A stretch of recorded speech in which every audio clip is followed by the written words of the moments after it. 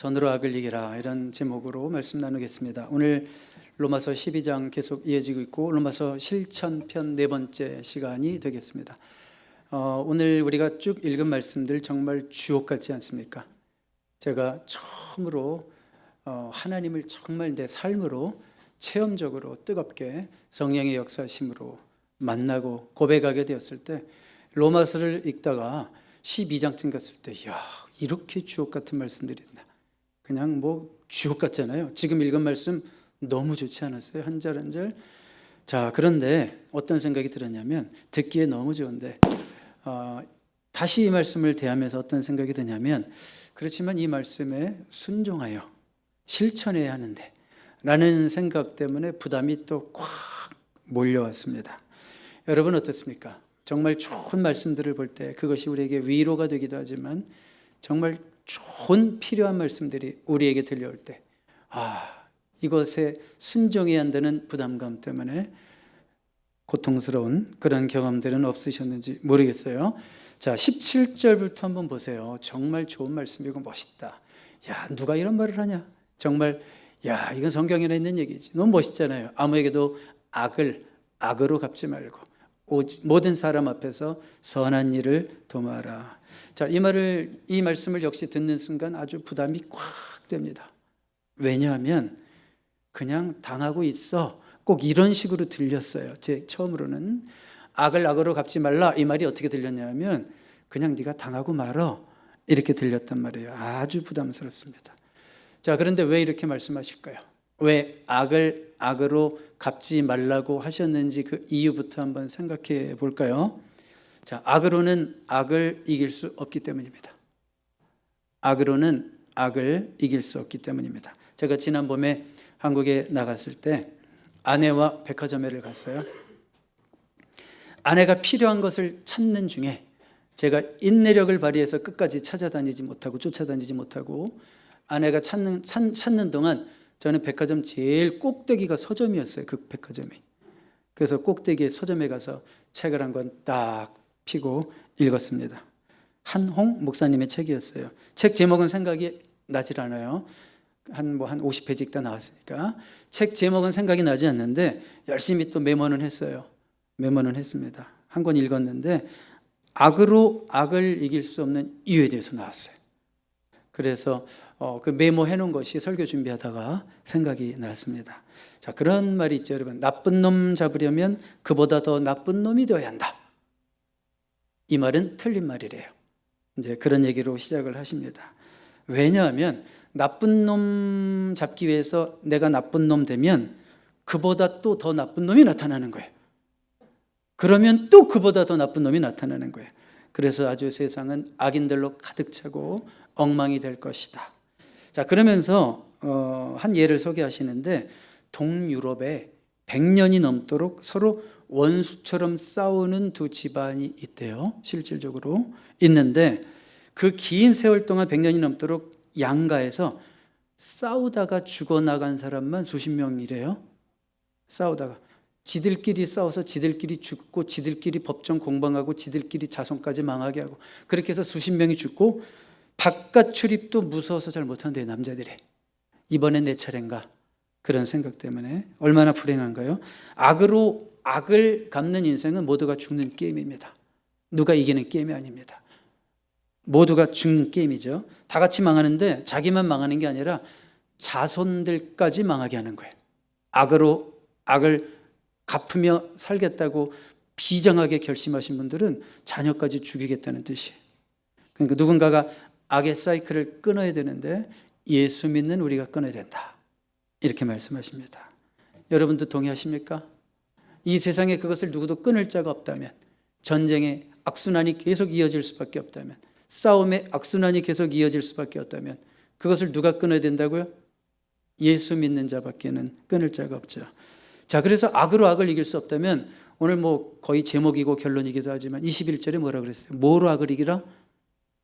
선으로 악을 이기라 그랬는데, 자, 14절에 가보세요. 그러면 어떻게 선으로 악을 이길 수 있는지. 너희를 박해하는 자를 축복하라. 축복하고 저주하지 말라. 선으로 악을 이기는 방법이 참 특별하네요. 너희를 박해하는 자를 어떻게 하고 싶어요? 나랑 힘이 만만해. 아니면 내가 힘이 조금 더 세. 근데 감히 나를 박해해. 그러면 여러분들의 자연적인 반응은 뭐가 되겠어요? 아니 이것이 나를 박해해. 나를 괴롭혀? 내가 어떻게 해줘야 돼요? 뺨을 한 대 때렸으면 아구창을 날려버리죠? 네. 근데 그런 게 인간의 본성인데 성경은 뭐라고 그래요? 너희를 박해하는 자를 축복하라. 축복하고 저주하지 말라. 아, 이건 너무 성경 말씀이 심한 거 아니에요? 이렇게 얘기하시는 분도 있을 거예요. 너무해요. 제가 그냥 이를 악물고 노력해서 용서하는 것까지는 어떻게 해보겠는데, 아이고, 저렇게 나를 힘들게 하는 사람을 축복하라고요? 성경 말씀 해도 너무하는 거 아니에요? 혹시 이런 질문을 성경 읽으면서 던져보신 분 있습니까? 그런 분들은 굉장히 삶 가운데 애쓰는 분일 거예요. 하나님 말씀에 순종하기 위해서. 이런 심각한 고민도 안 해본 사람은 별로 하나님 말씀이랑 상관없이 살았다는 뜻이에요. 우리가 하나님 말씀을 진짜 진지하게 대하면 때로는 너무 고민스러워요. 하나님 이런 말씀까지 순종을 해야 돼요? 맞아요? 이런 고민이 생길 때가 있어요. 그런데 여러분, 자, 이 한옥 목사님 책에 제가 메모해 놓은 거에 이런 내용도 있어요. 하나님의 자녀에게 하나님께서는 입술의 권세를 주셨다. 하나님의 자녀들에게는 입술의 권세를 주셨어요. 그래서 이것은 천사를 동원하고 마귀를 묶을 수 있는 권세입니다. 천사를 동원하고 마귀를 묶을 수 있는 권세가 어디서 나온다고요? 우리의 말에서, 우리의 입술에서 나온다는 거예요. 그 입술의 권세를 가지고 우리를 힘들게 하고 핍박하고 어렵게 하는 그런 원수들을 축복하라 이렇게 하시는 거예요. 너무 어렵죠? 어렵겠지만 그들을 축복할 때 영의 세계에서 놀라운 일들이 일어난다. 그런 말씀인 줄로 믿습니다. 마귀는요, 미움과 저주를 먹고 산대요. 마귀는 미움과 저주를 먹고 살기 때문에 우리가 미워하고 저주하면 이것은 마귀에게 밥을 주는 거예요. 마귀에게 힘을 키워주는 거예요. 그럼 점점 날뜁니다. 우리 마음에 미워하는 마음이 가득하잖아요. 그러면 마귀에게 힘을 주는 거고 우리가 미워하는 대상을 또 마귀에게 힘을 줘서 그 대상까지 공격하게 하는 거예요. 그런데 우리가 마귀의 예상과 다르게 우리를 축복하지 않고 핍박하는 자를 오히려 우리가 축복을 할 때 어떤 일이 일어나요? 마귀는 급격히 힘을 잃기 시작하는 거예요. 그렇죠? 꼼짝 못하는 거예요. 그때 꼼짝 못하는 거고 그때 누가 동원되는 거예요? 천군 천사가 동원이 돼서 사람을 변화시키는 역사는 그때 일어나는 거예요. 그러니까 여러분 입술에 권세가 있음을 믿습니까? 우리 입술로 마귀에게 밥 주는 입술이 되지 않기를 바라고 우리의 언어로 천군 천사를 동원해서 나를 먼저 변화시키고 내 주변에 많은 사람들을 변화시키는 역사를 이루는 귀한 입술 되시기를 주님의 이름으로 축복합니다. 자, 이게 바로 손으로 악을 이기는 방법이고요. 또 이어서 바울은 18절에 가보면 그렇다면 우리가 이제 많은 인간관계 속에서 이런 어려움들도 당하고 같이 지내면 좋을 때도 있지만 힘들 때도 있고 막 이런 일들이 생기는데 일반적인 인간관계의 원칙을 정서적으로 아주 그냥 간단하게 줄여가지고 딱 요약해서 말씀해 주시는 것이 18절이에요. 할 수 있거든?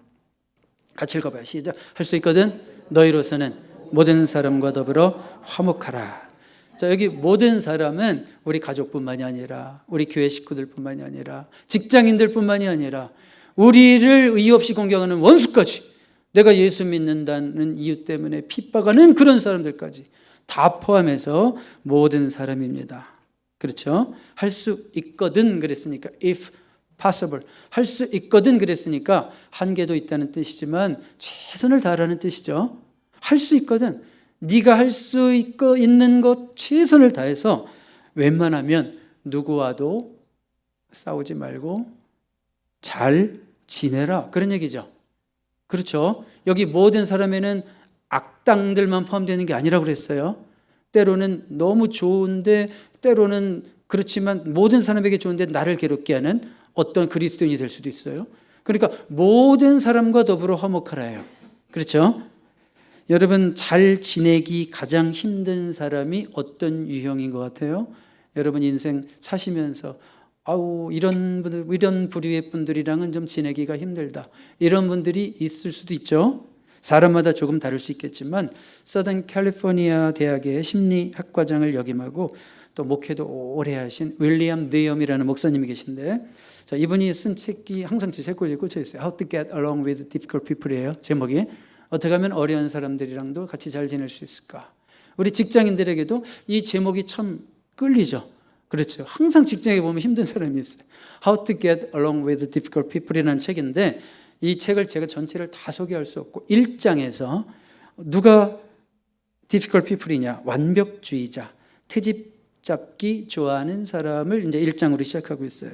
그러면서 그럼 그들과도 어떻게 잘 지낼 수 있을까? 여러분 인생에도 여러분 주변에도 완벽주의자, 트집 잡기 좋아하는 자가 있습니까? 없습니까? 거의 내 배우자죠. 트집 잡기 좋아하는 사람은. 네. 자, 근데 이제 그런 사람들과 어떻게 잘 지내야 될 것인가? 그 책에 있는 대로 그대로 요약을 하면 그렇습니다. 첫 번째가 정말 조금 의아하긴 했는데 이렇게 얘기하십니다. 그분은 오랜 경험 속에서 그냥 내버려 두라.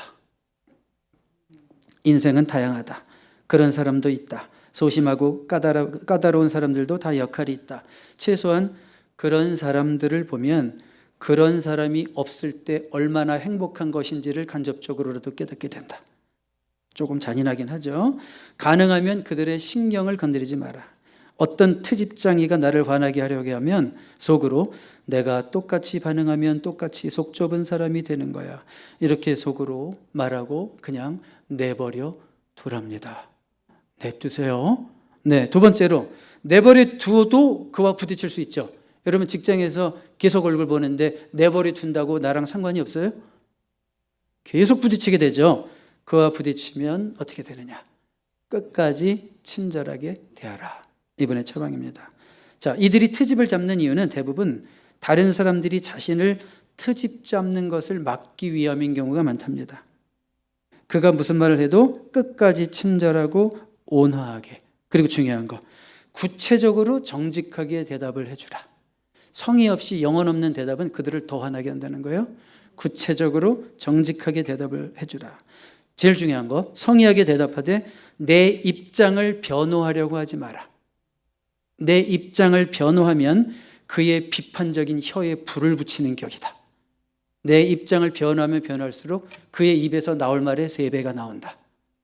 무슨 말인지 아시겠죠? 그러니까 그런 사람을 대하는 방법 끝까지 친절하라. 역시 가만히 보니까 이거는 악을 악으로 갚는 방법이 아니네요. 목사님이라 이렇게 얘기하시는 것 같네요. 세 번째, 뭐라고 얘기하시냐면 그들의 말에 일리가 있다면 괜한 트집이 아니라면 그들에게 진심으로 감사를 표하라. 겉으로만이 아니라 진심으로. 완벽주의자 트집쟁이들은 기준이 높아서 문제이지 남들이 못 보는 문제를 그들만 보는 경우가 많다. 자, 이건 책에는 없는 얘기인데 제가 예전에 빌 게이츠와 스티브 잡스에 대한 책을 읽었어요. 근데 아직도 제 기억에 남는 것은 빌 게이츠와 스티브 잡스는요 엄청 까다로운 사람들입니다. 제가 느낀 것이 아주 뭐 트집쟁이 정도가 아니라 완벽주의자 정도가 아니라 엄청 까다로운 사람들이에요. 그들은요 스텝들의 무능함을 견디질 못해요. 빌 게이츠 일화 중에 제가 아직도 기억하는 것은 그거예요. 스텝 회의에서 한 명의 그 무능한 스텝을 야 이 돌대가리야 너 지금부터 해고야 이렇게까지 얘기한 적이 있어요. 그러니까 정말 그 무능함을 견디지 못하고 참지 못하는 완벽주의자들이거든요. 자, 그런데 생각해봐요. 이렇게 트집을 잡을 수 있다는 것은 뭐예요? 똑똑하다는 거예요. 천재일 가능성이 있다는 거예요. 그러니까 완벽주의자 트집장이가 또 가시돋침말로 트집을 잡거든 진심을 담아서 이렇게 말하라. 그것이 괜한 트집이 아니라면 고마워요. 제가 미처 깨닫지 못한 것을 알게 해주시니 기쁘네요. 이럴 수 있을까요? 이럴 수 있어요. 당신 덕분에 내가 더 나은 사람이 될 것 같습니다. 형식적으로가 아니라 비아냥거리면서가 아니라 진심으로 이렇게 얘기해 주려는 거예요. 자, 우리 다시 18절 뭐라고 그랬어요? 할 수 있거든. If possible. 그렇죠? 어떤 유형의 사람들과도 좀 잘 지낼 수 있도록 좀 노력해 보려는 거예요. 제가 가끔 말하죠. 그런 단어 쓰지 말라고. 제발 교회에서. 손절. 요즘 쇼펜하우어가 그 쇼펜하우어 요즘 유행인 거 아세요? 유튜브에서. 입만 열면 손절. 그래가지고 아주 한국 사회가 지금 병들었어요. 제가 보기에는. 쇼펜하우어 때문에. 그 기독교적인 가치관을 막 뭉개뜨리는 힘든 사람들 거리 두고 손절하고 이거 쇼펜하우어의 철학이 아주 한국 강산을 뒤집고 있어요. 지금. AI보다 더 무서워요. 여러분, 할 수 있거든. 누구와도 화목하게 지내기 위해서 최선을 다해서 노력하는 것을 하나님이 보십니다. 여러분들이 그런다고 해서 모든 사람이랑 같이 친하게 지낼 수도 없어요. 우리의 한계를 주님이 더 잘 아세요. 그렇지만 이 말씀에 순종하려고 하는 우리 중심을 하나님 보시는 거예요. 하나님 우리의 완전함을 보시고 우리를 하나님의 자녀로 인정하시는 게 아니에요. 우리가 이런 말씀 앞에서도 내가 진짜 하나님의 자녀로서 순종하려고 하는 의지가 있는가, 그 노력하고 애쓰는 모습이 있는가, 이런 걸 보시면 목사도 마찬가지예요. 목사가 완벽해서 목사 됐나요? 하나님 앞에서 그 말씀 앞에 순종하려고 하는 발버둥과 몸부림과 애씀이 있으니까 하나님이 저를 이 자리에 아직도 세우시는 거라고 저는 믿습니다. 여러분들도 성도됨을 유지할 수 있는 것은 여러분들이 너무 고결하고 완벽해서가 아니에요. 그래도 내가 여전히 말씀 앞에 의로운 자로 설 수 없지만 그래도 이런 어려운 말씀도 순종하려고 또 노력을 하고 그 애쓰는 모습을 하나님이 너무 기뻐하신다는 거예요. 그렇지만 할 수 있거든이라고 쓴 이유는 한계도 있다는 거예요? 없다는 거예요? 있다는 거예요. 한계도 있다는 거예요. 최선을 다해서 노력하지만 안 되는 경우도 있어요. 노력해도 안 된다면 그런 자와는 거리를 잘 조절해서 지내야 됩니다. 자, 손경구 목사님 얘기예요. 인간관계는 거리 조절이다. 인간관계는 뭐라고요? 거리 조절이다. 솔직히 말할까요? 와이프도 계속 붙어 있으면 가끔 떨어져 있어야 되는 거 알아요? 그러니까 너무 가까이 있으면 계속 흠만 보니까 서로가 지치는 거예요. 그러니까 때로는 한 일주일 이렇게 출장 가 있다가 다시 돌아오면 너무 사랑스럽죠. 그게 뭐예요? 다 이유가 있는 거예요.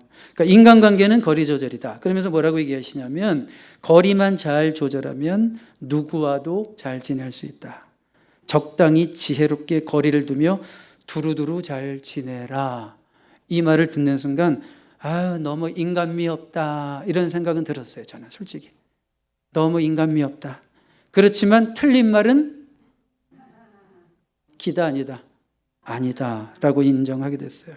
제가 이번 주에 전도서 말씀을 묵상하다가 되게 3장을 계속 읽게 됐어요. 범사에 기한이 있고 천하만사에 다 때가 있다. 범사에 기한이 있고 천하만사에 다 때가 있다. 사랑할 때가 있으면 미워할 때가 있으며 전쟁할 때가 있고 평화할 때가 있다. 그렇죠? 사랑할 때가 있으면 미워할 때가 있고 전쟁할 때가 있고 평화할 때가 있다. 왜 미워할 때는 인정을 못해요? 성경 말씀인데 사랑할 때가 있으면 미워할 때가 있다. 그러면 생각해 봐요. 미워할 때가 있으면 또 언제 결국은 또 사랑할 때가 온다. 사랑할 때가 온다. 멀다가도 다시 가까워질 수 있는 것이 인간관계고요. 가깝다가도 다시 잠깐 소원해질 수 있는 것이 인간관계라면 적당히 거리를 두고 다시 가까워질 날을 기대해도 될까요? 안 될까요? 되는 거죠. 하나님의 말씀대로라면. 그렇지. 근데 우리는 질에 겁을 먹고 관계를 포기할 필요할 때가 있죠. 그럴 때가 있죠.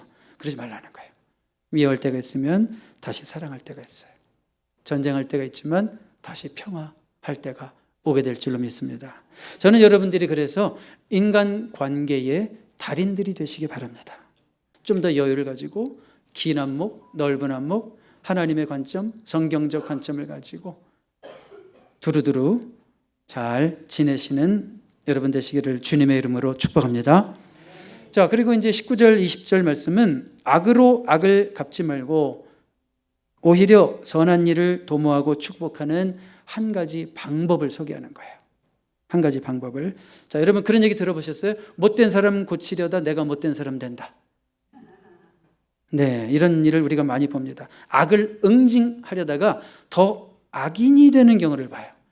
악한 과거 정권을 응징하려다가 더 악한 정권이 되는 신적 것도 있어요. 자, 여러분 우리가 못된 사람 고치려다가 내가 못된 사람 돼버리면 그게 바로 악한 마귀에게 지는 거예요. 악에게 지는 거예요. 그게 영적 싸움에서 지는 거예요. 그럼 어떻게 될까요?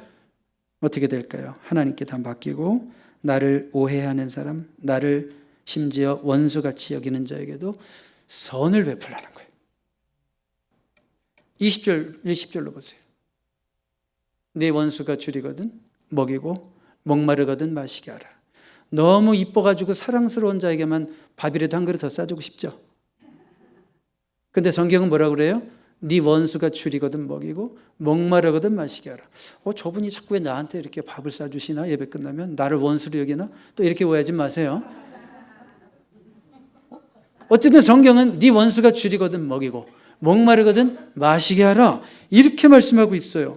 여러분, 원수에게라도 끝까지 우아하게 포미를 지키며 끝까지 매너를 지키십시오. 잠언을 읽으면 늘 반성이 되는 게 뭐예요? 노하기를 빨리 하지 말아야 되는구나. 성내기를 급하게 하지 말아야 되는구나. 내 감정의 상태를 쉽게 빨리 드러나야 하면 안 되는구나. 그런 얘기뿐이잖아요. 그냥 얼마나 많아요, 그런 말씀. 원수 앞에서 때로는 막 성질이 날 때도 오히려 잠잠하게 먹이고 목마르거든 마시게 할 수 있는 그런 것을 실천할 때 19절로 다시 가보세요. 그러면 주님이 대신 갚아주신다는 거예요. 보세요. 내 사랑하는 자들아 너희가 친히 원수를 갚지 말고 하나님의 진노하심에 맡기라. 기록되었으되 원수 갚는 것이 내게 있으니 내가 갚으리라고 주께서 말씀하셨느니라. 원수를 갚지 않을 뿐더러 오히려 원수를 축복할 때 그러면 하나님이 대신 갚아주신다. 주님이 뒷마무리는 깔끔하게 처리해 주신다. 그런 얘기인 줄 믿습니다.